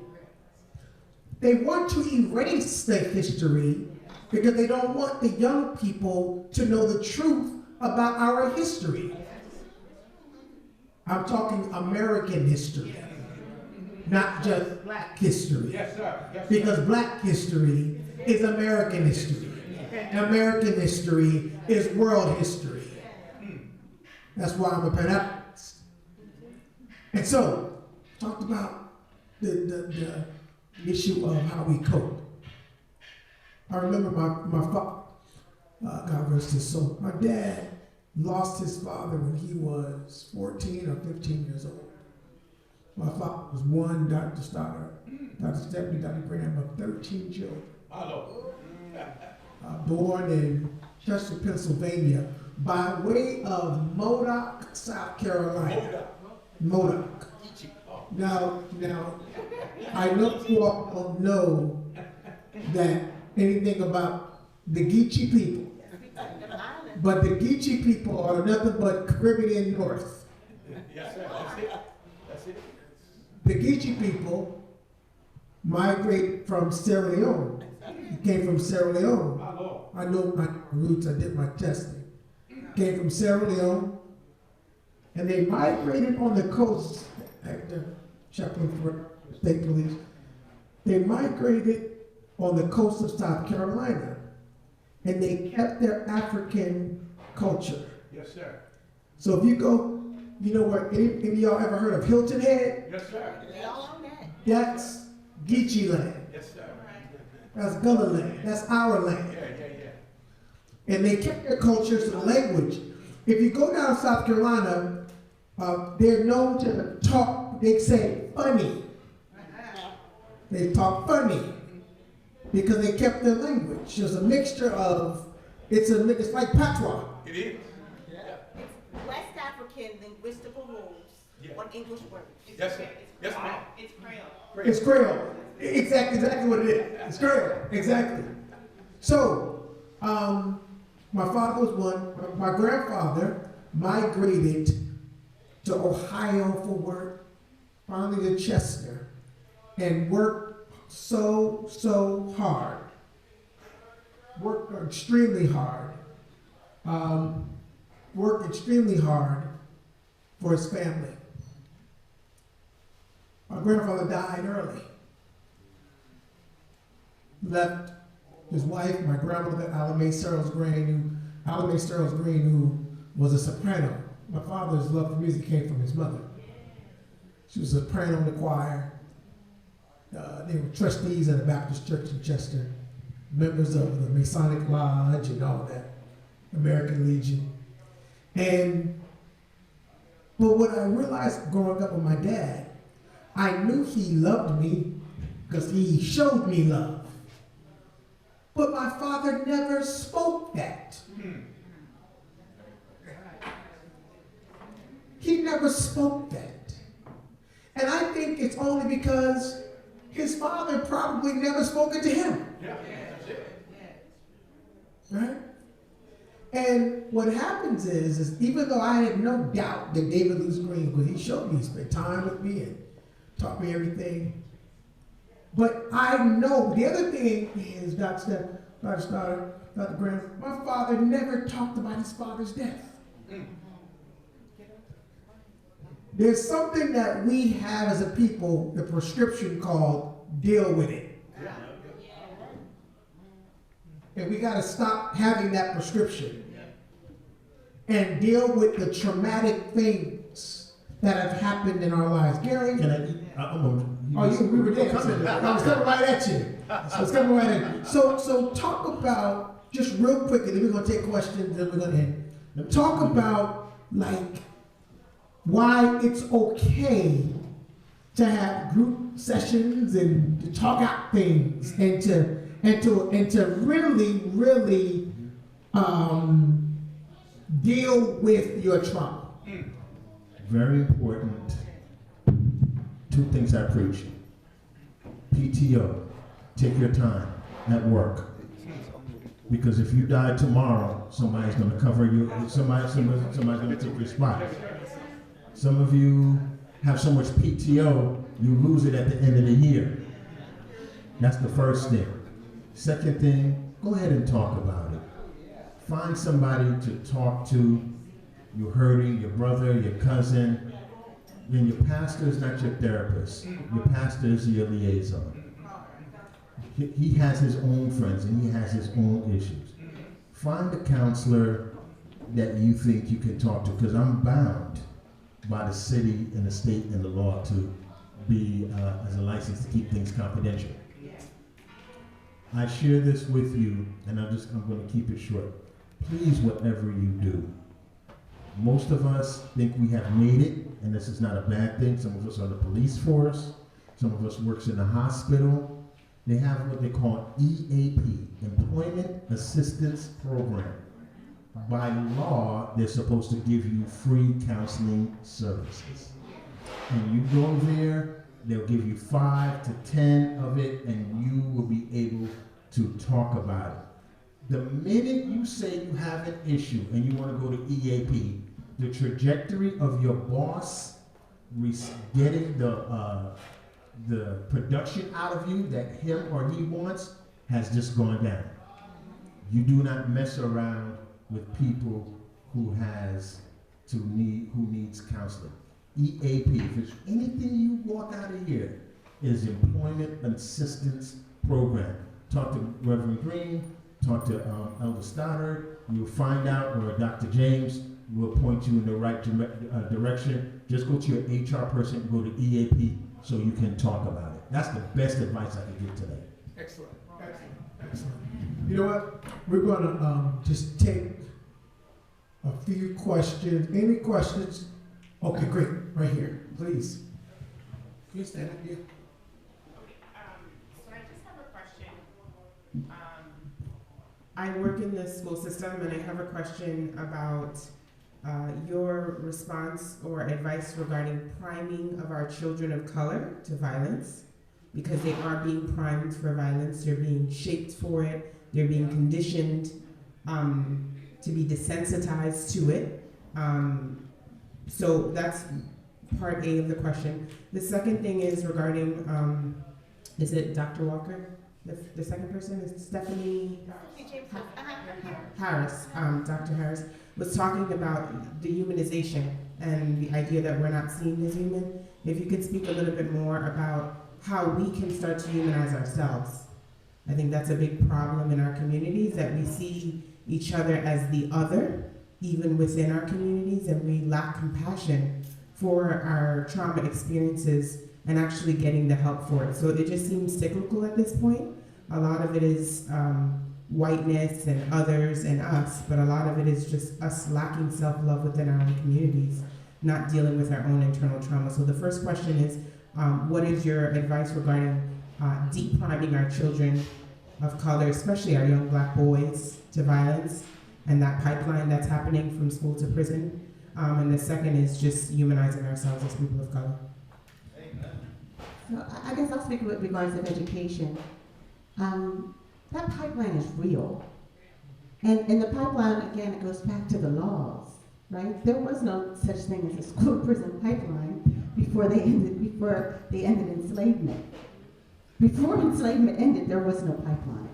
And so a lot of the rules are catching our kids and our students, and we're only upping the ante on the way in which they're being sentenced or looked at or being dealt with, or even, the space in which we are placing them.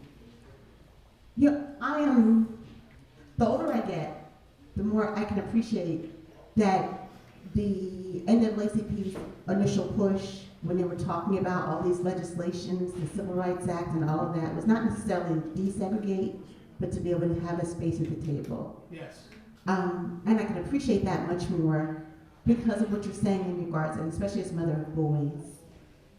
We will only be a place where we begin to eradicate the space of dehumanization when we begin to see each other as human. And I do believe that we're putting our kids too often in the care of other people at a very young age, that we have not extracted out that belief. We talk about trauma and DNA. We also need to talk about supremacy in DNA. It's both in the DNA. And so if we can talk about the ingested space of how it has shifted the discourse of our genes, how Dr. Stephanie, hold on. You just can't. You just can't throw that out and not kind of go into what the supremacy DNA. Please, just real quick, just hit me. The reality of I started with the Casual Killing of Humans Act, of Negroes Act. That is supremacy at its finest. That is a reality in which America, unfortunately, has been founded. The laws was about the control and the power for life or death. Mm-hmm.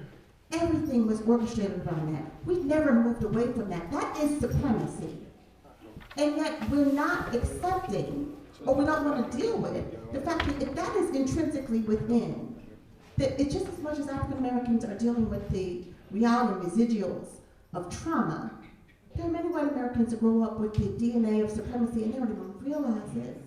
And it's operating so intrinsically on such a basal level that it happens in a split-second decision, treatment, instinctive, and they don't even know why. And then when there's laws that are created that are only furthering that space, it's supporting that whole notion. We've done that for generations. It's why you can open cards and see lynch photos with 5-year-olds standing and being taken. You can't tell me that a 5-year-old that is being taken to a lynching in the 30s is a grandmother that can scream Black Lives Matter. And you can't tell me that her granddaughter that might be sitting in the classroom with my baby has not somewhere residually, does not see my baby as my baby and precious. Because we've desensitized the world away from precious because that person was on a tree. So we gotta deal with that. So I think the more we can get to a space where we heal that, but we gotta talk about it. So it's just as he said, we gotta talk about it.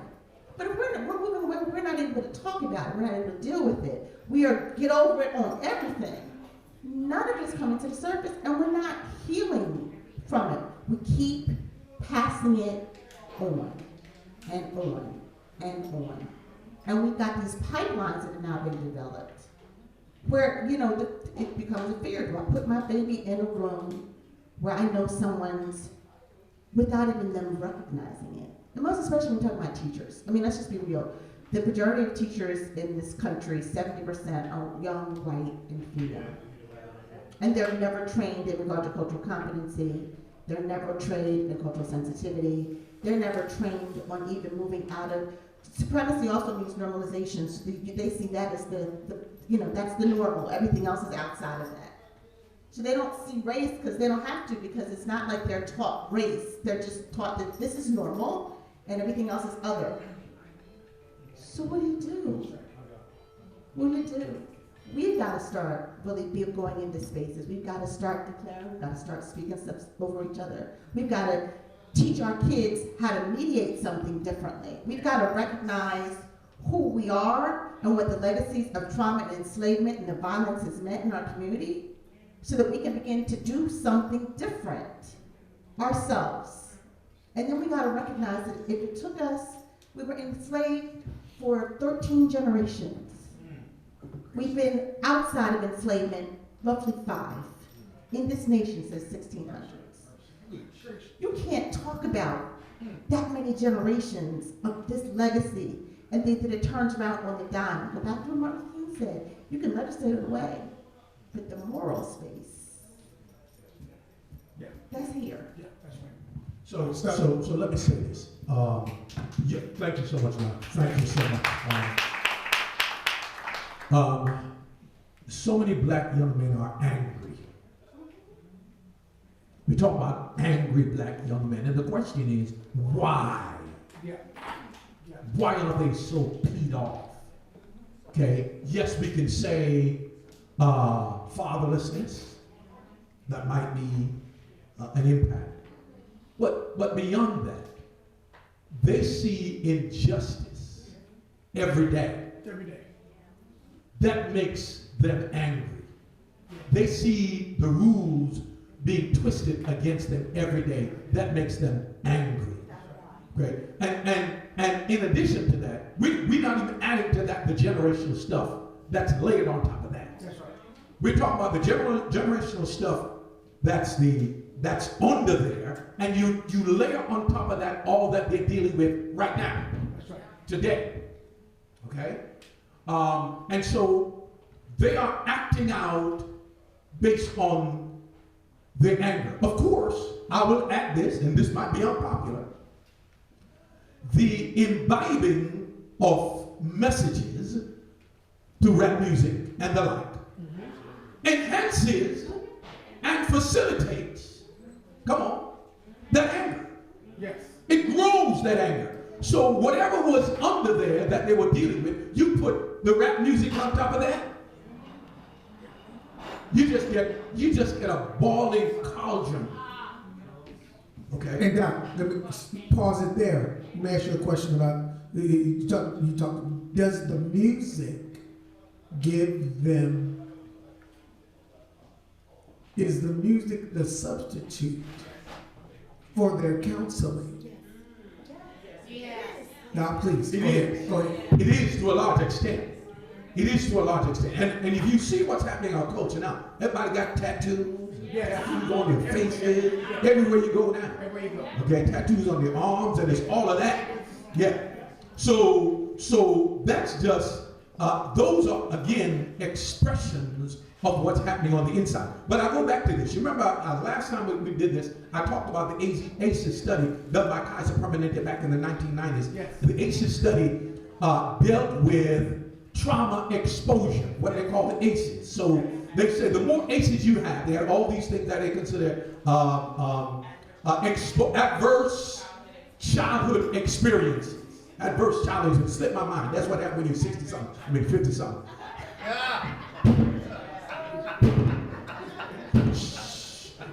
Don't tell nobody what you heard. Adverse childhood experiences. And the bottom line is, ladies and gentlemen, the ACEs are so powerful that they show a direct link between your exposure to ACEs and your life expectancy. The more ACEs you have, the earlier you will die. The more trauma you're exposed to, the research shows that people with exposure to ACEs die younger, have high incidences of heart disease, cancer, and all the diseases that affect our community. So the more trauma you're exposed to, the more likely you will die. Did y'all get what I just said? I want you to get that. There is no just get over it. No such thing as just get over it. I'll come back to that. It requires work.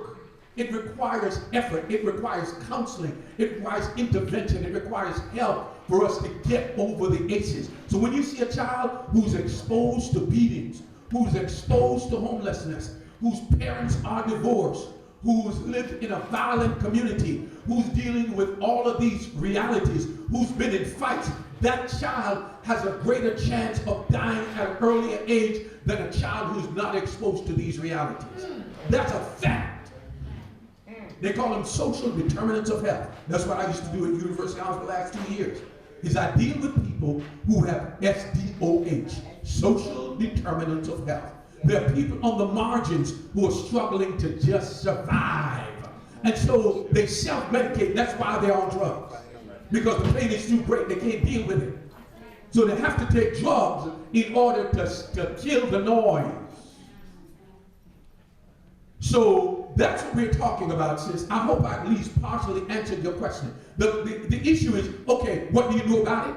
There are schools now where you see boys' schools. There are schools for just black young boys. And the rate of graduation for those schools are like 98% in the hood in Chicago. That's right. Okay? They're like 98% of them are going to college. All right? Because they found a way to teach black young men differently because we learn differently. Based on our experience, we learn differently. So you can't take a cookie-cutter approach and because it worked well over here in Sayreville, that's going to work in the hood up in Newark. That's right. You know what I'm saying? You got to know, will this method work for our kids? What is it that they need to build them, to speak their language, to help them learn in their context, for their mind to grasp those ideas which are going to propel them towards college, towards university, towards a lifestyle of fulfilling their God-given destiny. I'm done, and we got to wrap up soon because I got a business meeting at 6 o'clock. Okay. I'm done. Amen. We got one question, we got another question here, please.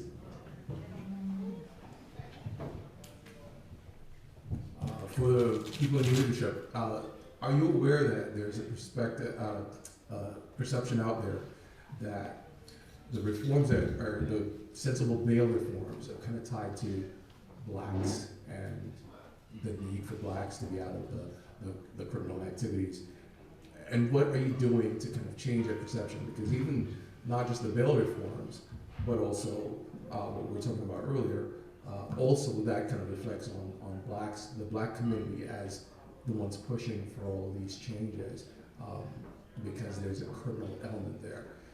Are there any programs in place that can help to change this perception? Because the country as we have it right now is very, very divided. And every little thing that kind of pushes and feeds that divide is negative, and it's not going to serve any of us. So is there anything in leadership to kind of address that and deal with that? And I have a second question, since we're here meeting and greeting, and there are different faiths here. Is there any program or any kind of initiative going on where you understand the unique perspective of the Adventist faith and our perspective for the future? Because there's a lot of trauma there as far as what the prophetic reality is supposed to be. So is there, since we're all meeting and greeting, is there anything that we have in place to kind of get to know the Adventist faith and get to understand it, and when you're making policies to better kind of help your Adventist brothers and sisters? Is that one for me? The Adventist one? It's for everyone. So I'll answer for reform. And I think it's social economic, and I think it's going to take all of our responsibility to shift the discourse on the social economic and to take it away from race or to take it away from people, because sometimes we repeat the messaging of the opposition on ourselves, and we're saying it and repeating it. For me, whenever I think about the bail reform, and I can't even think about the gentleman's name, and I cannot believe I can't. It's the young boy who ended up dying. He was detained not on purpose, coming home from school. Rikers Island. On Rikers Island. Browner. I think Kareem Browner or something. Kareem Browner, thank you. He needs to be a poster child for bail reform. And see, sometimes we need to think about how we galvanize the counter message to that. That young man, because of social economic, was never given bail. He never committed a crime. He died because he was detained at 16 on Rikers Island for like years. Backpack. Yeah, for a backpack. Committed suicide. And he committed suicide when he got out because they destroyed his life. Yep. That needs to be how we begin to talk about bail reform and equalizing it. Because we understand that the system is rigged. People can get out in 10 minutes. The 5 police officers got out faster than some of the people. Exactly. But that's the thing, though. It's gotten from being practical to this. Because they paint things with a broad They're brush. yeah, we gotta. I'm sorry. No, it's right. This is a county by county thing. Just like the ride-along is a county-by-county thing. So once we have become mature and things are generational, people who has been in the system for years know how to A, manipulate it or put it towards their advantage. So let me give you two personal things, and I want to wrap it up because I understand what it is and how you have a business meeting. Very quickly, 2 answers, and I like to give answers on my panels. One for black boys and women. Go with the AAA effect. Academics, athletics, and arts. The hour after school to the hours to bedtime needs to be filled with structured activities. 64% of African Americans don't know how to swim, and half of y'all are from the Caribbean. Right. So take for instance, my parents are from Jamaica. They don't know how to swim, right? I don't know how to swim. My brothers don't know how to swim because we are not allowed to go to the pools. That's a generational thing. My parents migrated here in the 60s, and we were, for some reason, afraid to go into pools, right? Howard University there's a fear factor to that, but that's another. There's a fear factor for the water, but we need to understand the fear factor is for anybody for water. But I did a whole thing with teachers, and they sat with their mouths open. They didn't realize that literally, as the public pools were being built, especially with the Great Migration, people moved to cities, and they were moving away from watering holes and places where kids learned how to swim just because they were out there. That's right. When public pools were built, we were also looking at the rise of Jim Crow laws. That's right. And so almost every single one of the Jim Crow public pools denied African Americans access to the water. And in fact, the entire city of Chicago was burnt down in 1919 because the black and white invisible line of the doggone Lake Michigan, a little black boy's float went across the invisible line, and it caused the entire Chicago riot, 1919. They killed that boy. They actually threw rocks and killed him and hit him in the head, and the black people that were on the black side of the beach actually rioted. 3 days we had to bring in the National Guard. That's how Chicago's race riot began over water. So we have a whole civil rights legacy where they denied us access to learn to swim. Robert Carter, who was the NAACP lawyer from New Jersey, who was from Newark, talks about how he went to, I don't even know what high school in Newark, but he said that it was that they would purposely let the black kids learn how to swim on Fridays because Friday afternoon they drained the pool.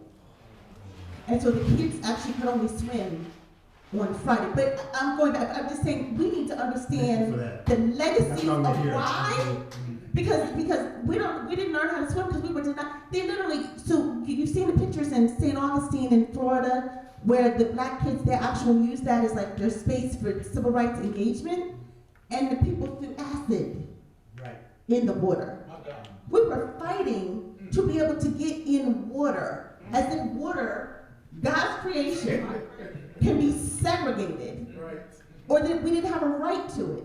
And so we're now left with a legacy of generation, especially for anybody who moved north for after migration. There was no place for them to learn how to swim.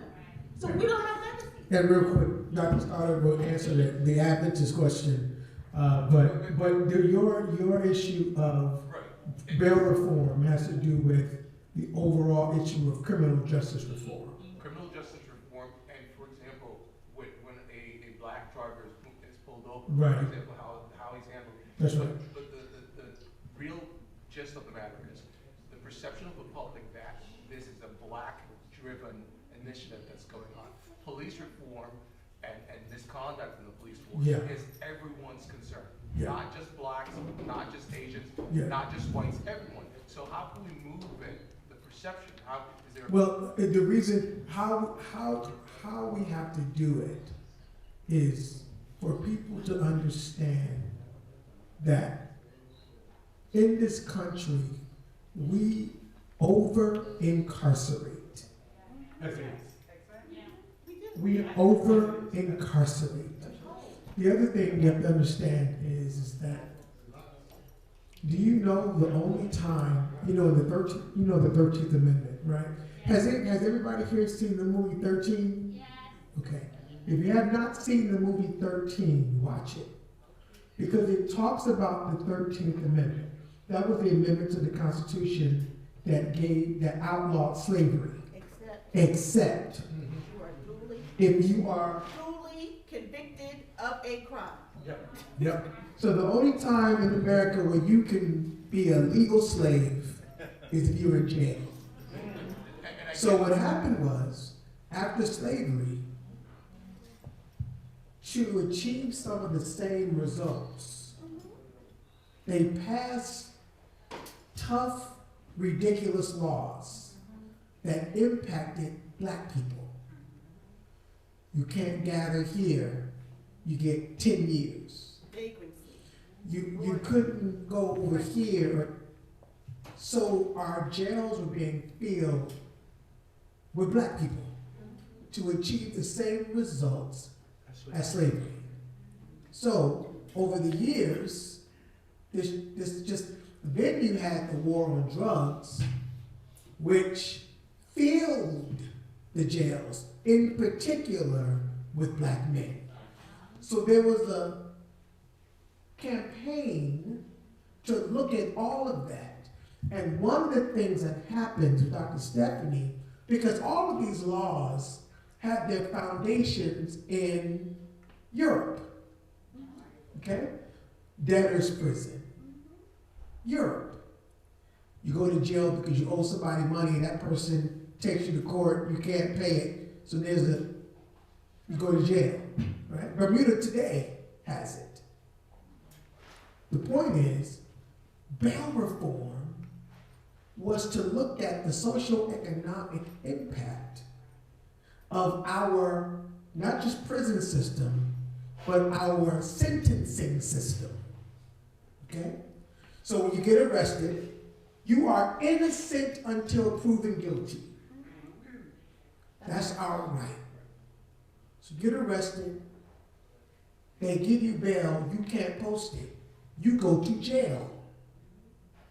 What we found is that that's not necessarily good for all people.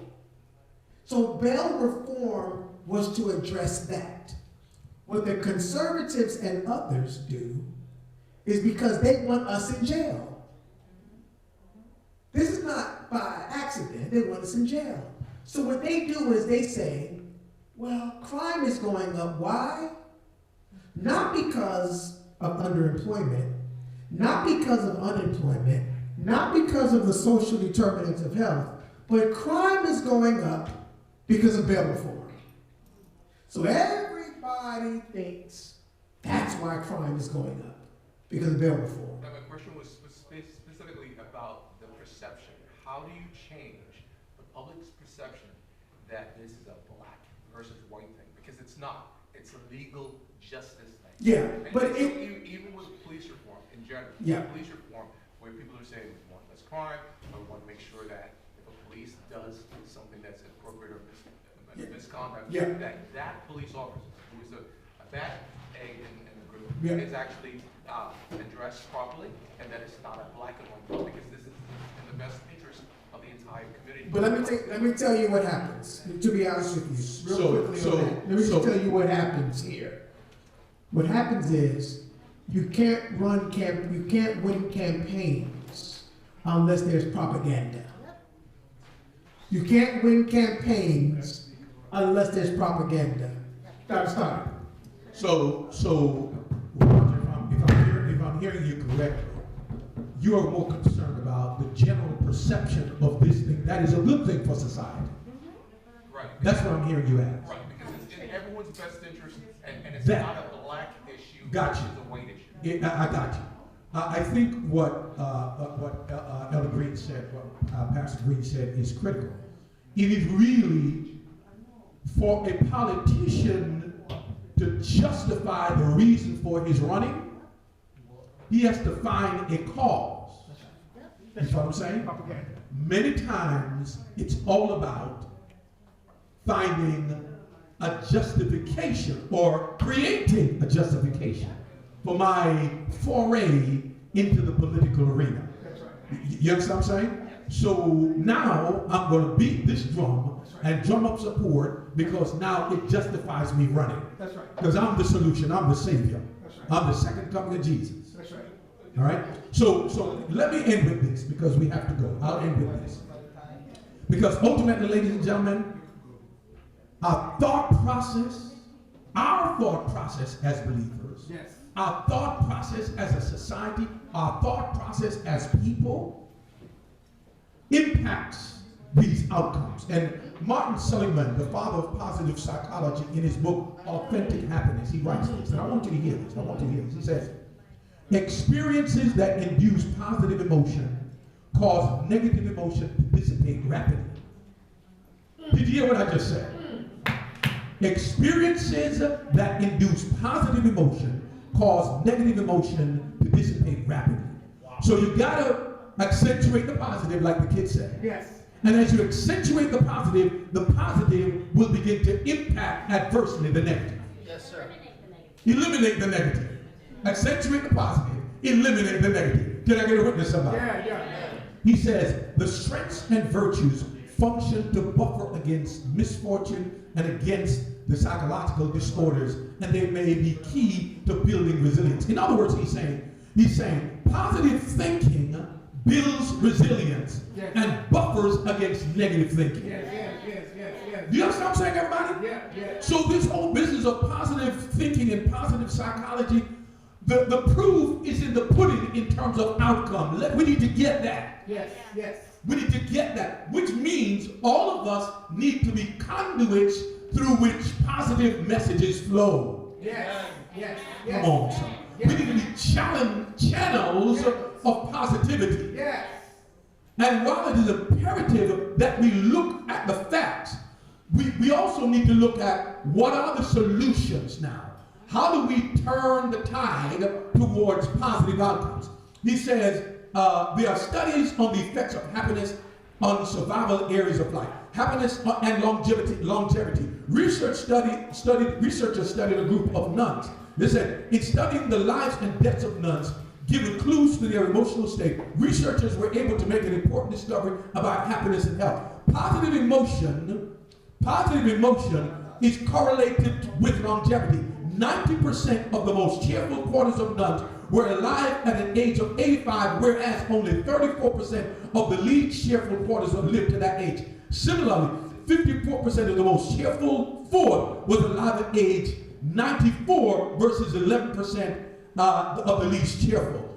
In other words, they're saying, ladies and gentlemen, you've got to find that place for positiveness, for happiness, for directing your mind to a good place, to a healthy place. Researchers found that negativity takes 19% of your age away. Positive people live longer than negative people by 19%. Come on now. Yeah. That's real stuff. Yes. So the battlefield is right now in our mind. We've got to have the positive mindset in spite of the hell we've been through. You've got to look at the devil and say, I'm coming out. I'm coming through. I'm going to make it by the grace of God. I'm filled with love. I'm filled with grace. I'm confident. I'm going to be all right.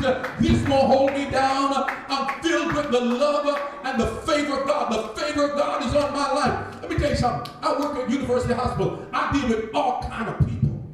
When I say people, I mean you name the crazy of the crazies. But you know one of the things I love? A lot of those people, I say, tell me about your spirituality. They say, how do you make it? I listen to Joel Osteen. They listen to Joel Osteen. Yeah, that's right. Because no matter what you want to say about Joel's doctrine, he got a positive message every day. And his positive message, he's keeping them going. I say, go on, listen to Joel every day.